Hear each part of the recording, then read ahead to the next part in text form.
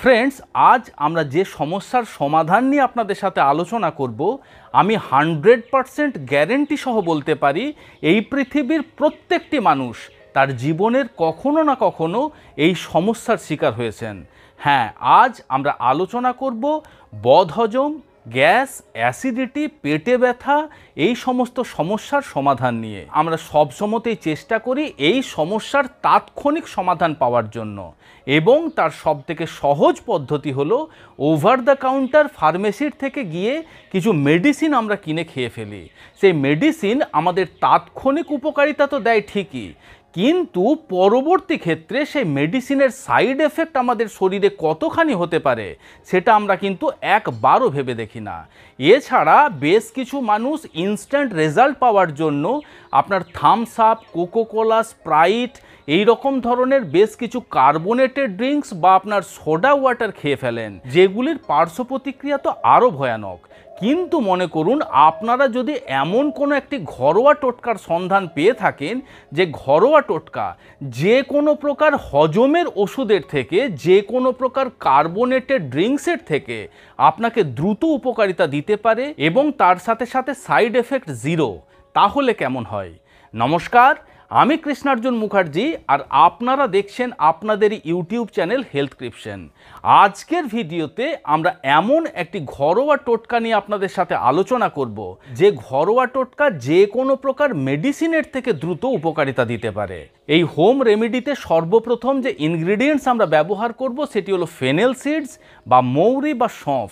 দেখুন, এই ফেনেল সিডসের যে এসেন্সিয়াল অয়েল, সেই এসেন্সিয়াল অয়েল আমাদের ডাইজেস্টিভ এনজাইমের কিন্তু অ্যাক্টিভিটি এবং সিক্রেশন বাড়িয়ে দেয়, যেটি হজম ক্ষমতা বৃদ্ধি করতে সাহায্য করে। মৌরি বা সঁফের মধ্যে এনেথল, অ্যাস্ট্রাগল এবং ফেঙ্কন নামক বিশেষ 3 ধরনের বায়ো অ্যাক্টিভ কম্পাউন্ড রয়েছে, যেগুলি আমাদের ইনডাইজেশন, কনস্টিপেশন, অ্যাসিডিটি, ব্লটিংস, এইরকম ধরনের সমস্যার সমাধান করতে সাহায্য করতে পারে, আমাদের হজম ক্ষমতাকে বৃদ্ধি করে।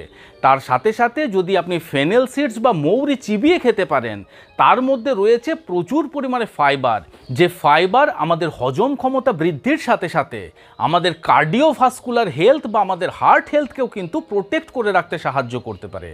পরবর্তী যে ইনগ্রিডিয়েন্টস আমরা ব্যবহার করব সেটি হলো জিঞ্জার বা আদা। দেখুন, আদার মধ্যে জিঞ্জারল নামক বিশেষ এক ধরনের ন্যাচারাল কম্পাউন্ড রয়েছে, যেটি আমাদের গ্যাস্ট্রো ইন্টেস্টিনাল মোটিলিটিকে কিন্তু ইমপ্রুভ করতে সাহায্য করে। তাই আমাদের স্টোমাকের মধ্যে বা আমাদের গাটের মধ্যে পুরানো যে সমস্ত খাবার হজম না হওয়া অবস্থায় থেকে যায়, সেগুলিকে তাড়াতাড়ি হজম করে আমাদের মলের মাধ্যমে শরীরের বাইরে বের করে দেয়, এবং তার সাথে সাথে এটি আমাদের ডাইজেস্টিভ এনজাইমের সিক্রেশনকেও বৃদ্ধি করে।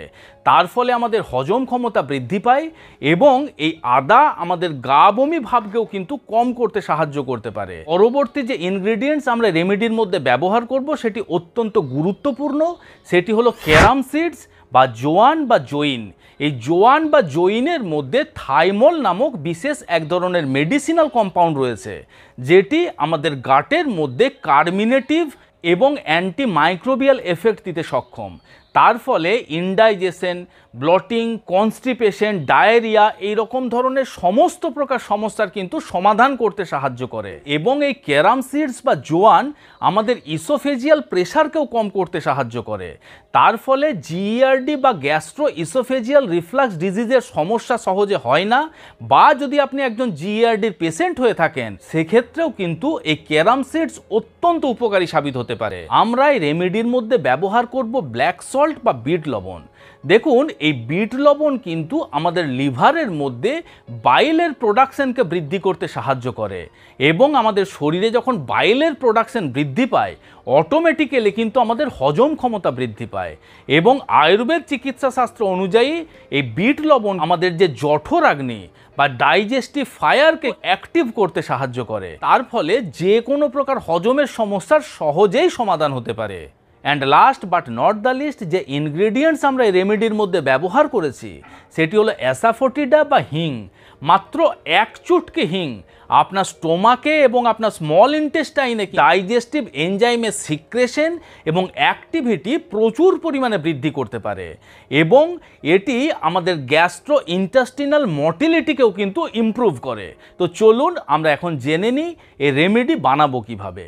সর্বপ্রথম আমরা 2 কাপ পরিমাণ জল একটি প্যানের মধ্যে নিয়ে নেব। তার মধ্যে 1 ইঞ্চি পরিমাণ আদাকে নিয়ে টুকরো টুকরো করে কেটে ওই প্যানের জলের মধ্যে দেব। আমরা তার মধ্যে দিয়ে দেব 1 চামচ পরিমাণে জোয়ান, 1 চামচ পরিমাণে মৌরি। এখন ওই তিনটির মিশ্রণকে ততক্ষণ পর্যন্ত ফোটাবো যতক্ষণ পর্যন্ত না জলটি ফুটে অর্ধেক হয়ে যায়।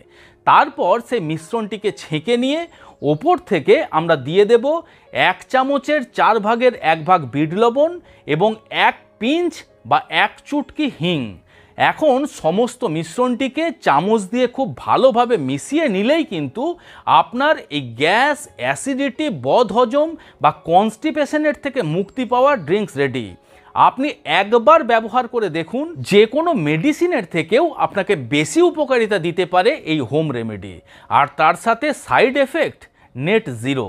তাই অবশ্যই আজ এই মুহূর্ত থেকে আপনার হজমের সমস্যার সমাধানের জন্য ওভার দ্য কাউন্টার ফার্মেসি থেকে মেডিসিন খাওয়া বন্ধ করুন এবং এই ঘরোয়া টোটকা অবলম্বন করে আপনার সমস্যার থেকে মুক্তি পান। আশা করি ভিডিওটি আপনাদের ভালো লেগেছে, ইনফরমেটিভ লেগেছে। যদি ভিডিওটি ভালো লেগে থাকে তাহলে অবশ্যই ভিডিওটিকে লাইক করবেন। আমাদের এই হেলথ ক্রিপশন চ্যানেলটি যদি এখনও সাবস্ক্রাইব না করে থাকেন বন্ধুরা, তাহলে অবশ্যই চ্যানেলটিকে সাবস্ক্রাইব করে পাশে থাকার অনুরোধ রইল। খুব শীঘ্রই দেখা হচ্ছে এই রকম ধরনেরই একটি ইনফরমেটিভ এবং ইন্টারেস্টিং ভিডিওর সাথে। ততক্ষণ নিজেদের খেয়াল রাখবেন। আপনাদের সুস্থতা এবং দীর্ঘায়ু কামনা করছি। ধন্যবাদ।